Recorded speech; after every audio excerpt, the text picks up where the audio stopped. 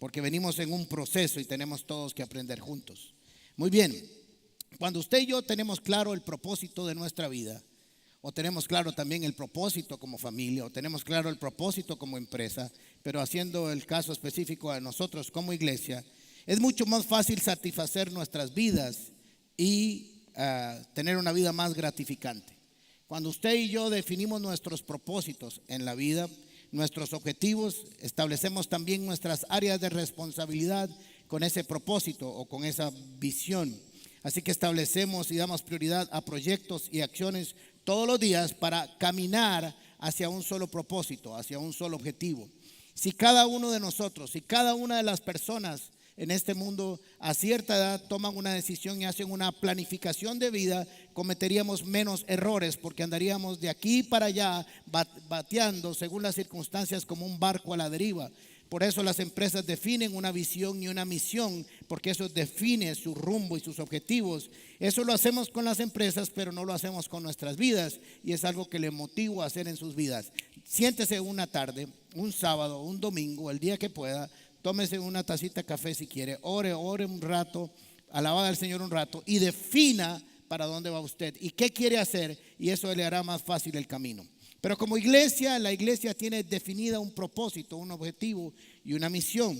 Así que las escrituras, como vamos a ver, le da sentido a la vida, le da propósito, objetivos, aspiración, intención. Y vamos a conocer un poquito de eso. Así que empezamos con el capítulo 1, donde definimos cuál es el concepto de iglesia o de eclesía, porque la raíz de la palabra, la raíz del propósito nos define el futuro de la iglesia.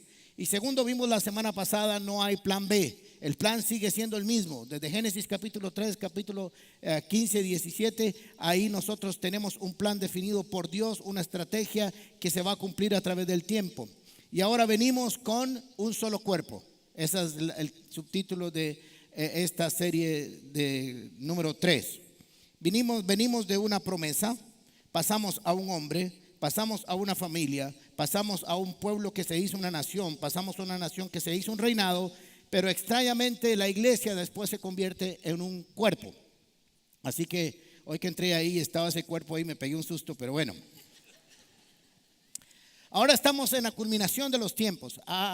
Se formó un plan aquí, ¿se acuerdan? Para los que lo han visto, aquí estaba una mata muy hermosa que representaba el jardín del Edén, y aquí el hombre cayó, falló, desobedeció, y a partir de ahí se construyó un plan, un objetivo, un propósito para que Jesucristo viniera a la cruz como una forma loca de redimir al mundo, porque dice Pablo que para los que se pierden la cruz es una locura. Cuando usted piensa que nos vamos a salvar porque un hombre se clavó en la cruz y a partir de ahí hay vida eterna, suena loco. Pero Dios hace las cosas como Dios, no como humano. Así que para nosotros parece locura, pero para Él es un plan extraordinario. Así que hemos recorrido durante 2 semanas anteriores 1800 años y llegamos hasta aquí, ¿ok? La verdad es que estamos aquí porque ya esa cruz pasó. Así que Jesucristo han encarcelado a Juan el Bautista y Jesús comienza a decir en Marcos capítulo 1 versículo 15, se ha cumplido el tiempo, decía. El tiempo se ha cumplido. Todo lo que Dios estableció en su plan estratégico y específico para la iglesia, para usted y para mí, se cumplió en un tiempo específico. No fue casualidad, no fue que se le ocurrió a Jesús y al Padre decir, bueno, es que ya estoy muy aburrido de estar aquí. Écheme ahí abajo, a ver si vamos. Ya. Tenía un plan específico. Se ha cumplido el tiempo, decía. El reino de Dios está cerca. Arrepiéntase y crean las buenas nuevas. Él es el reino y Él es las buenas nuevas, es el evangelio. Así que nació Jesús conforme a su plan en su tiempo específico. Empezó la predicación y está por completarse. Así que Jesús ahora está en la cruz. Todo lo que Dios había prometido se estaba cumpliendo en la cruz.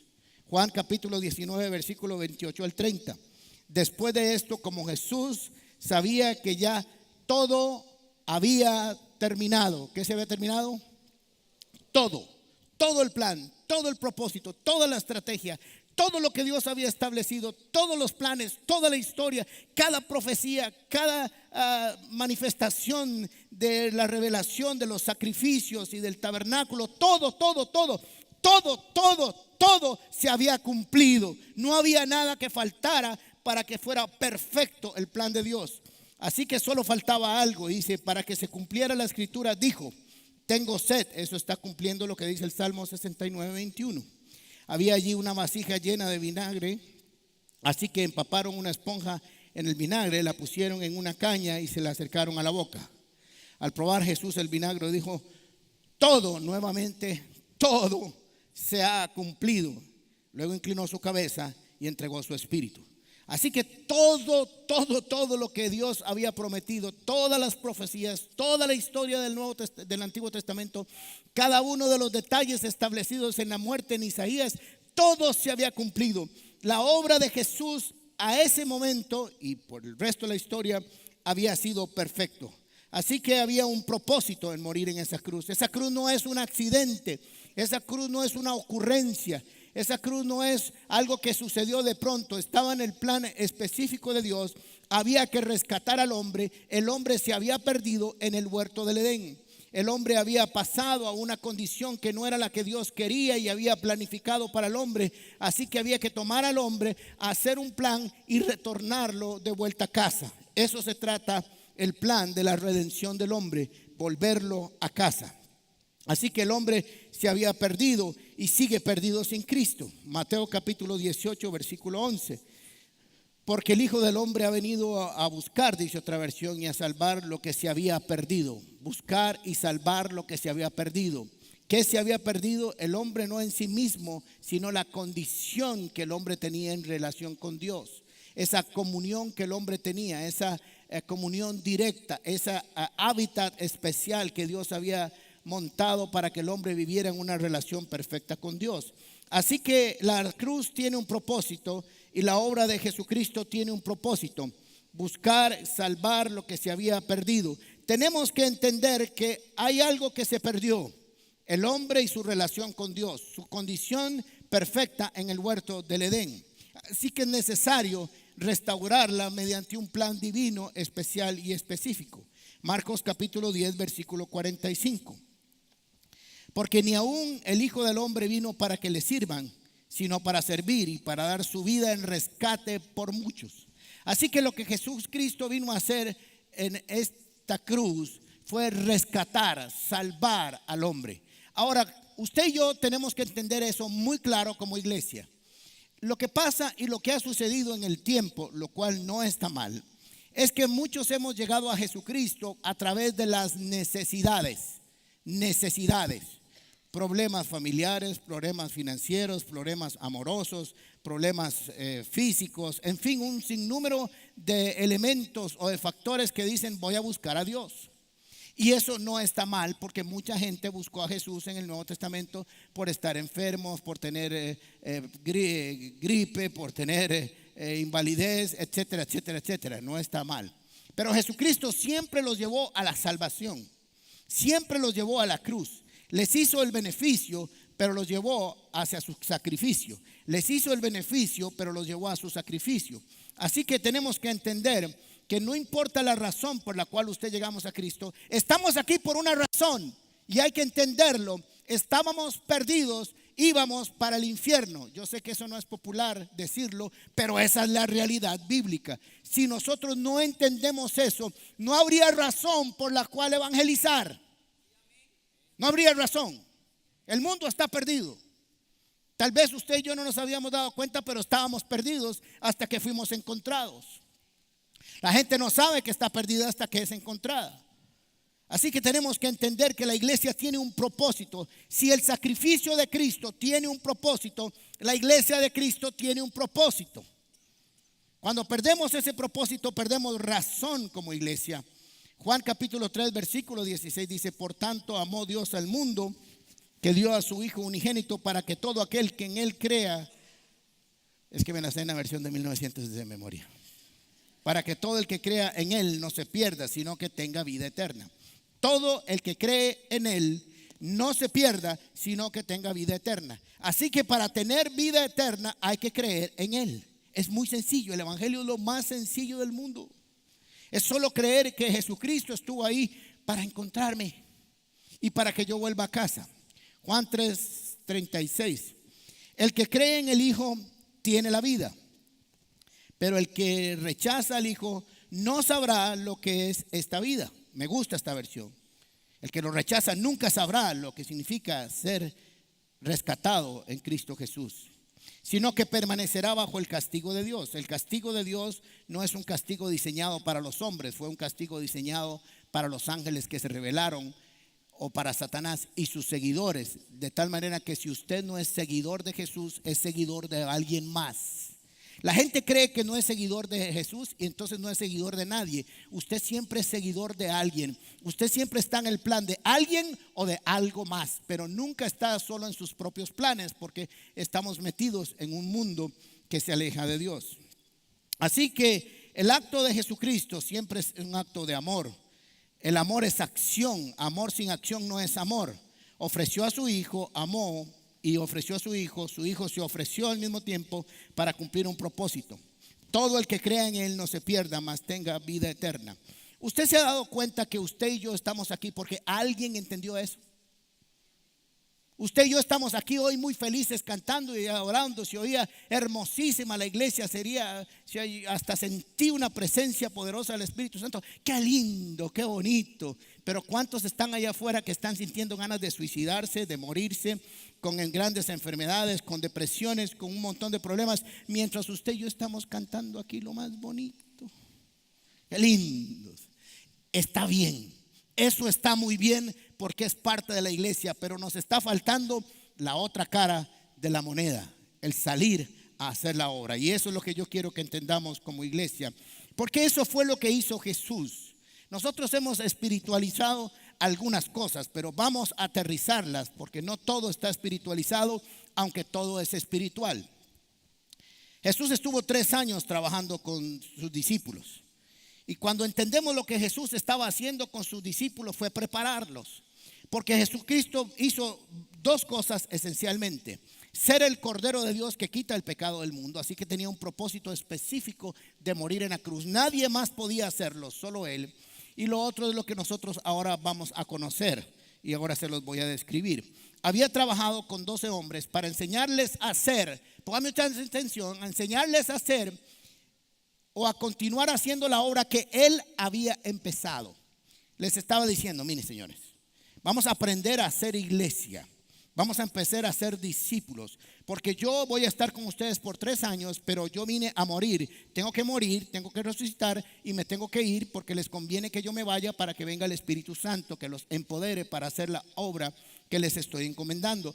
Pero si no sabían, si no se dieron cuenta, están en una escuela de preparación, de entrenamiento y de capacitación. Así que lo que Jesucristo hizo no fue que agarró a 12, realmente fueron 84 o por lo menos más los que Jesús entrenó para hacer la obra, para que continuaran con la obra de salvación. Porque el plan caminó de aquí para allá, y como lo he dicho antes, la iglesia, el pueblo de Dios del Antiguo Testamento señaló que Jesucristo iba a morir en la cruz, y la iglesia del Nuevo Testamento señala que Jesús ya vino. Pero alguien tiene que seguir haciendo esa tarea, ¿ok? Así que Lucas capítulo 9 versículo 1 y 2 dice: habiendo reunido a los 12, Jesús les dio poder y autoridad para expulsar a todos los demonios y para sanar enfermedades. Les dio autoridad. Entonces los envió a predicar el reino de Dios y sanar a los enfermos. Predicar y sanar a los enfermos. Ellos hicieron, además, expulsaron fuera demonios, y todavía no enseñaban, porque la enseñanza estaba específicamente en el Señor para que aprendieran. Lucas capítulo 10 versículo 1: después de esto el Señor escogió a 72. O sea que no habían solo 12. 12 era el grupo pequeño que se encargaría de ser especialmente entrenados, para enviarlos de 2 en 2 delante de Él a todo el pueblo y lugar donde Él pensaba ir. Así que si ustedes se dan cuenta, Jesús tenía un equipo que llegaba primero. Jesús tenía un equipo que decía: vayan, preparen el camino, organicen la campaña evangelística, preparen todo, porque yo voy a llegar. Habían personas que estaban siendo entrenadas, capacitadas. Y en el versículo 9 le dice a ellos mismos, a estos 72, sanen a los enfermos que se encuentran allí y díganles, el reino de Dios ya está cerca de ustedes. Y esto es lo que debían de hacer.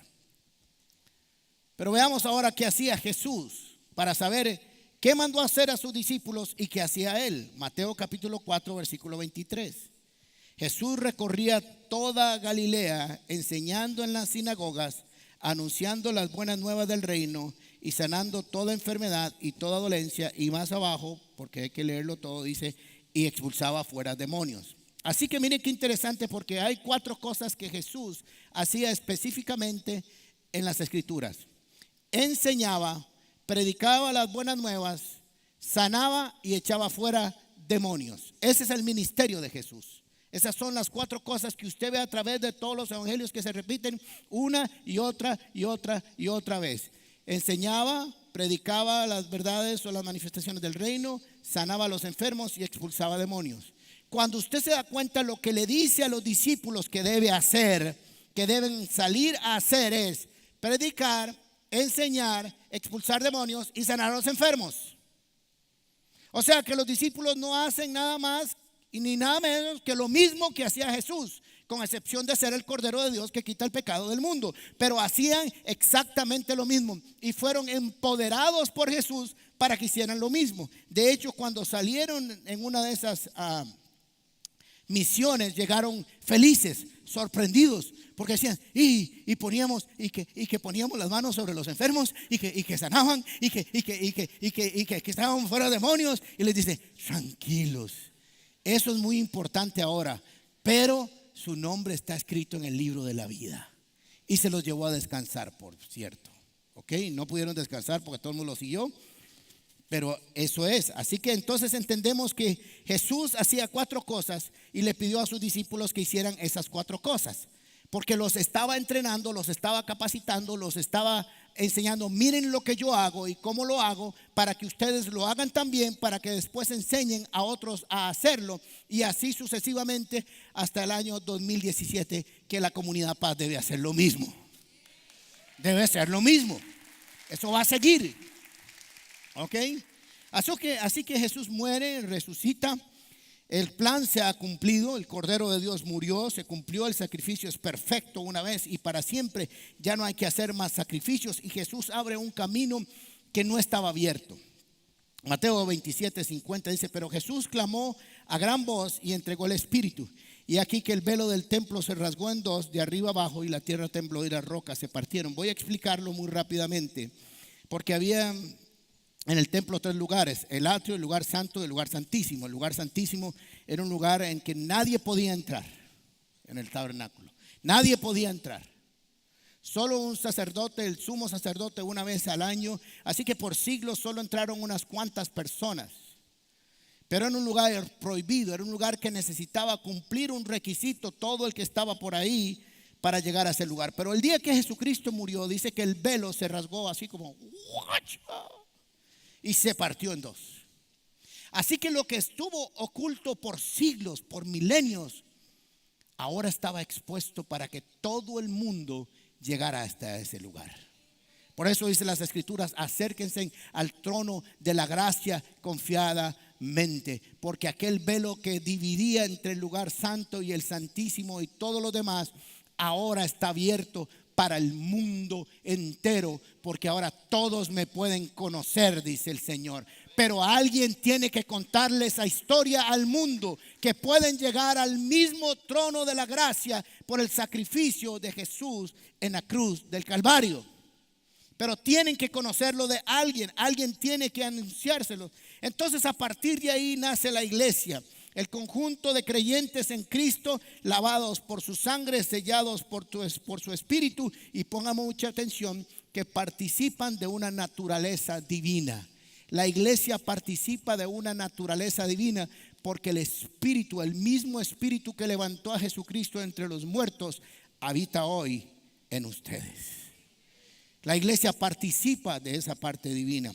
Así que Jesucristo abrió un camino que no estaba abierto, y por eso dijo: yo soy el camino, la verdad y la vida, y nadie llega al Padre si no es por mí.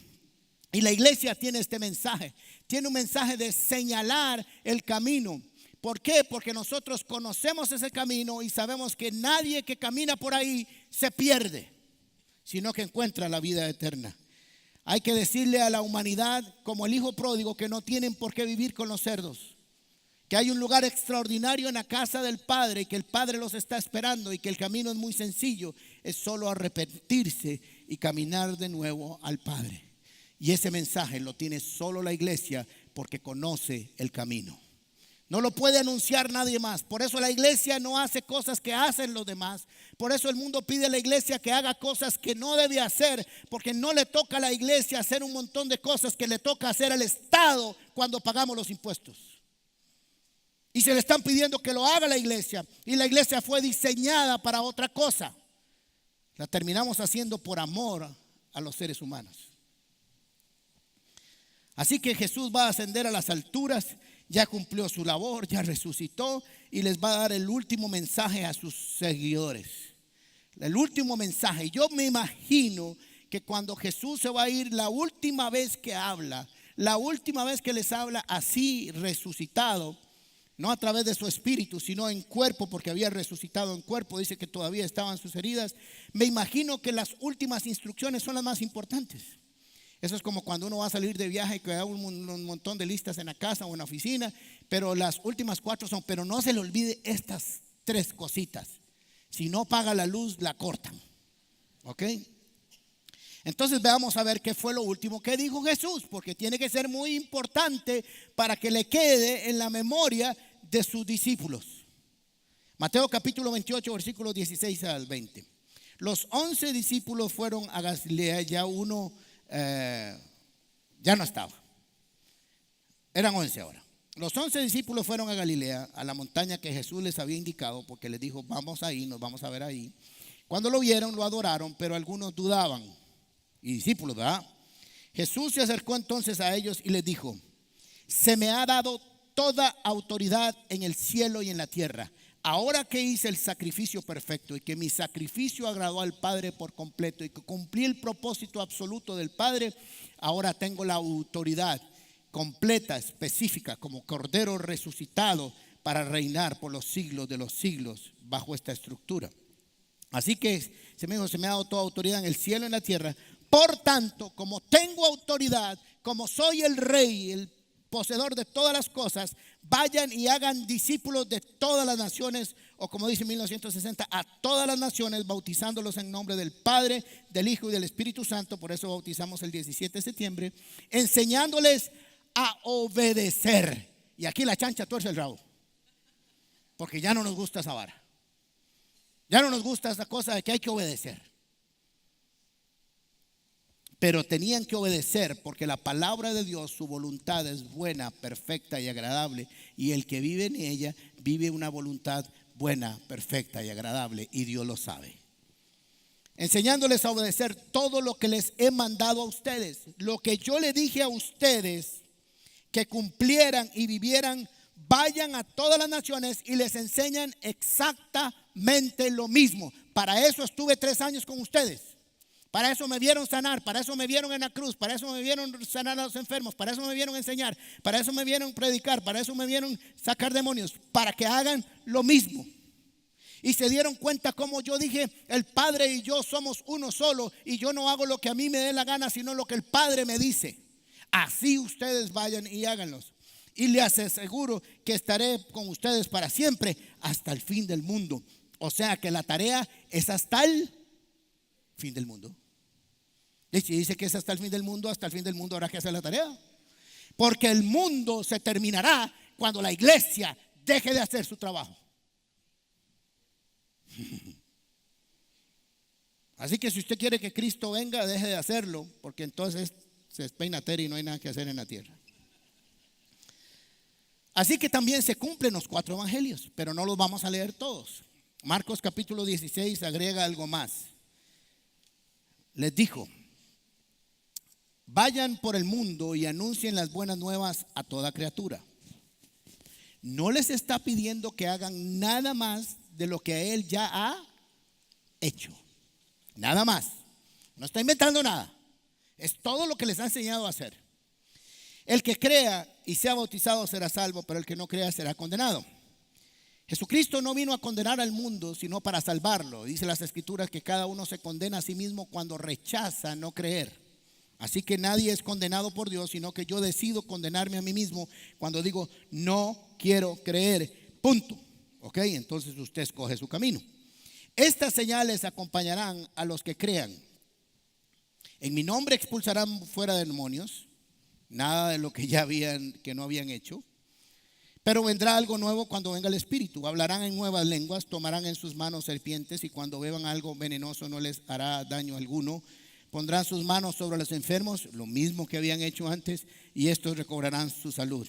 Después de hablar con ellos, el Señor fue llevado al cielo y se sentó a la derecha de Dios. Imagínense lo último que les dijo. Lo último, me van a ver salir y nunca más me van a volver a ver. Bueno, nosotros tal vez lo veremos, pero ellos no lo volverían a ver bajar hasta que se cumplieran los tiempos que vamos a leer después en Apocalipsis y otras acciones más. Lo último, vayan a bretear. Eso lo añadí yo, fue un contexto. Salgan a trabajar, porque nadie puede hacer la obra de la iglesia.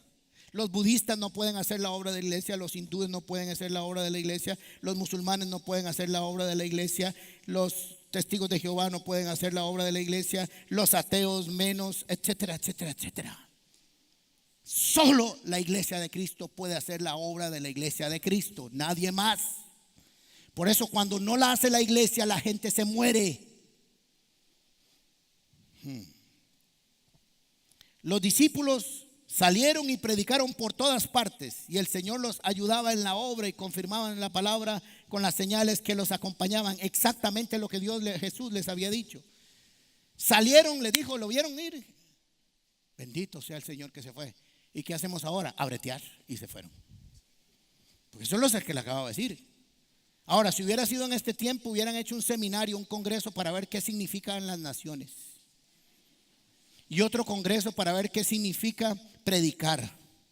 Y otro congreso que significa cómo llevarlos.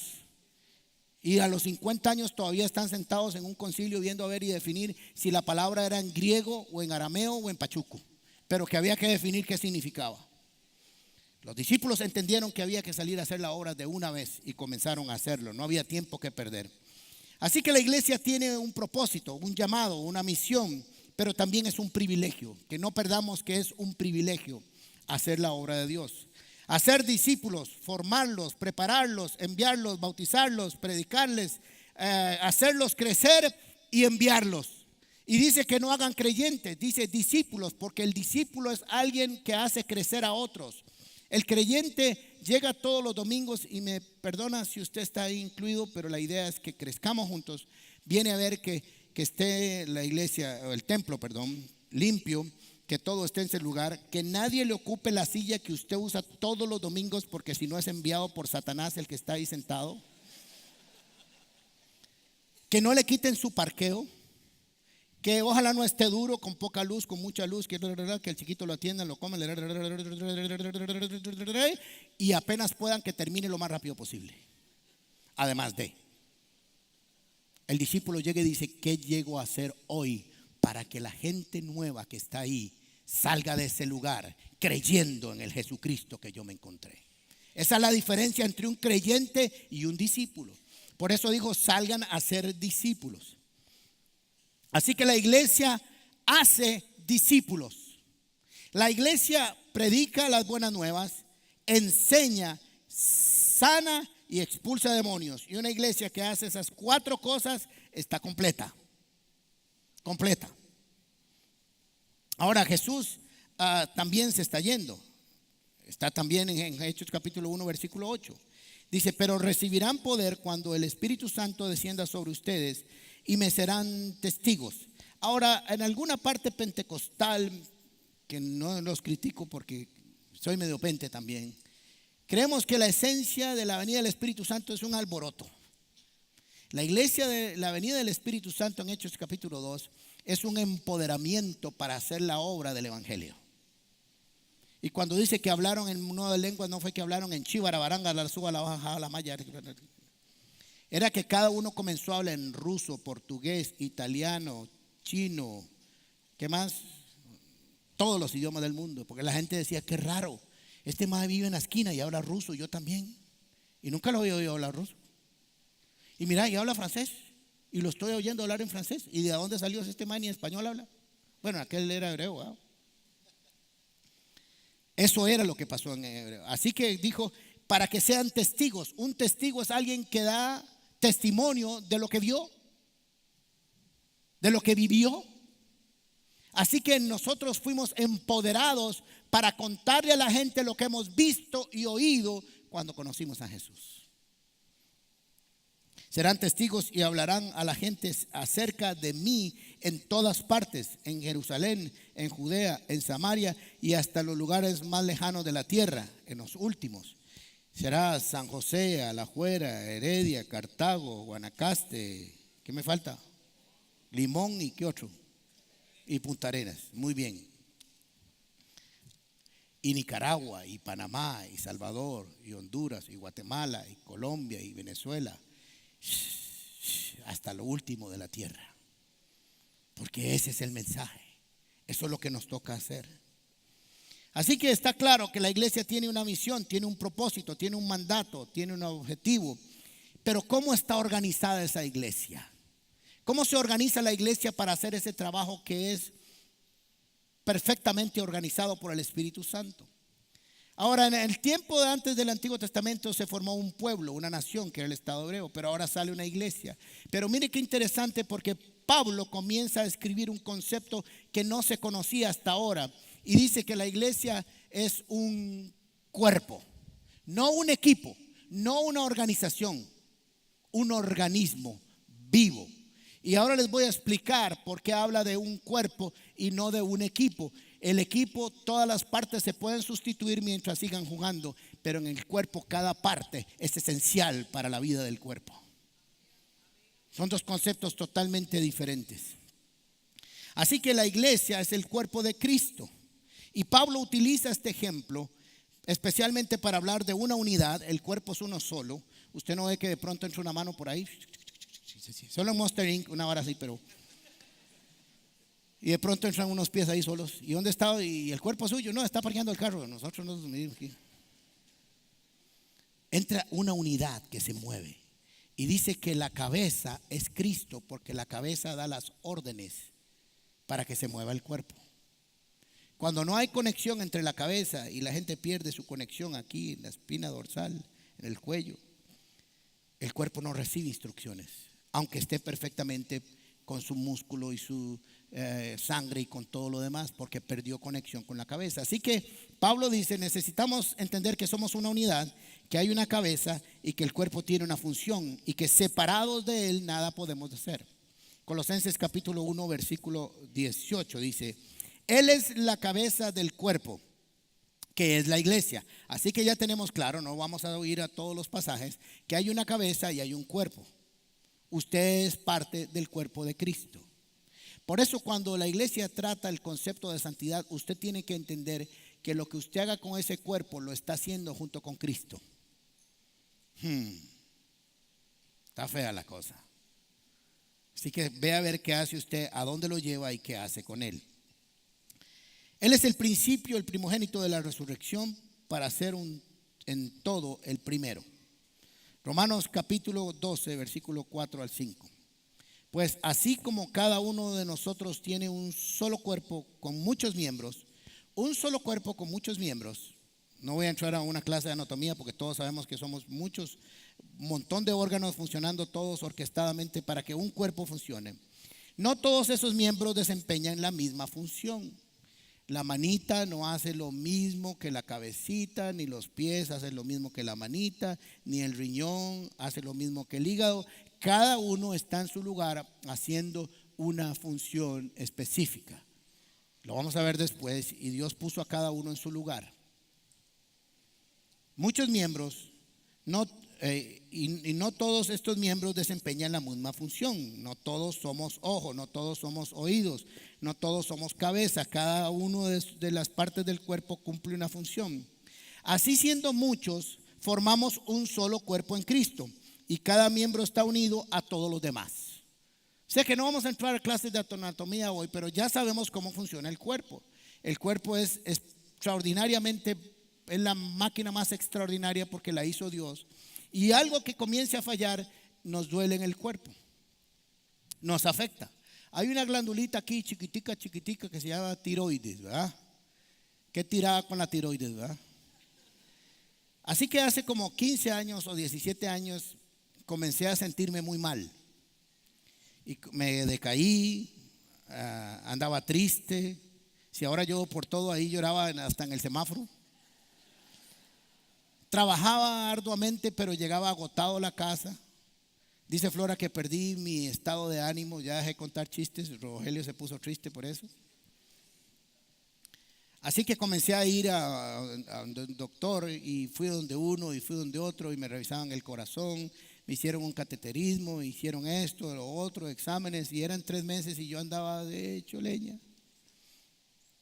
Así que me dice el internista, ¿y no le han hecho examen de la tiroides? Y le digo, ¿qué tirada no? Me dice, pues vamos a hacerlo. Entonces me hicieron un examen de la tiroides y bingo. De hecho me llamó la empresa del laboratorio para decirme que la máquina se había averiado porque había dejado de contar y eran que una cosa que se llaman hormonas antitiroideas estaban voladas en mí. Y le digo, y doctor, ¿y qué pasó? Me dice, le voy a contar esta historia para que lo entienda como escuelita. Ahí está la tiroides y tira una hormona que se llama hormona tiroidea y comienza a ir por el cuerpo. Y llega el corazón y le dice, va la hormona y se hablan entre ellas y dicen, ¿y esta hora qué es? Esta hora es del corazón. Ah, bueno, está pura vida, siga. Y baja los riñones. Bueno, el mío uno. Y llega, Graham, ¿este qué es? El riñón, bien. ¿Y esto qué es? El hígado. Y así va pasando por todos los órganos, vuelve a la tiroides, pasa por ahí y vuelve a hacer este trabajo. Pero un día sale la tiroides, sale, llega y dice este corazón y va recorriendo y vuelve a la tiroides y dice, ¿y usted quién es? ¿Verdad que raro? Y le dicen, y se arma la hormona ahí en ella, ¿y esta vara qué es? Es un ente extraño. De ahí salió, pero es un ente extraño. Así que dice, ¿qué tenemos que hacer? Ataquémosla.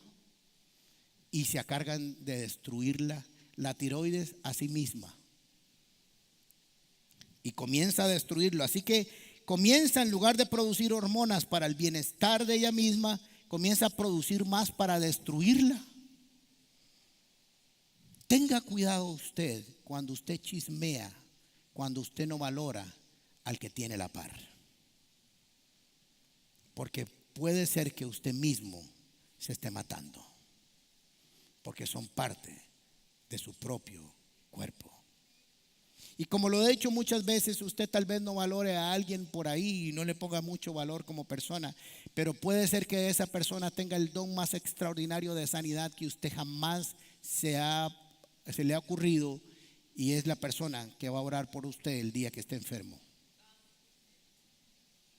Tenga cuidado lo que hacemos con el cuerpo. Nunca chismee, nunca hable mal de nadie, porque usted está hablando en contra de su propio cuerpo. Nunca lo haga. Tiene que aprender a amar su propio cuerpo. Así que vamos a ir también para terminar a Romanos capítulo 10, para entender que usted y yo estamos aquí porque alguien entendió la tarea.